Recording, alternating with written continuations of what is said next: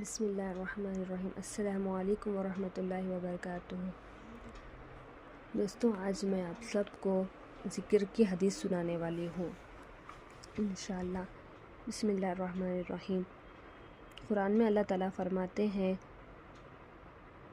جو شخص اللہ کی طرف متوجہ ہوتا ہے اس کو ہدایت فرماتے ہیں، اور ایسے لوگ ہوتے ہیں جو اللہ پر ایمان لائے اور اللہ کے ذکر سے ان کے دلوں کو اطمینان ہوتا ہے۔ جو سمجھ لو کہ اللہ کے ذکر میں ایسی خاصیت ہے کہ اس سے دلوں کو اطمینان ہوتا ہے۔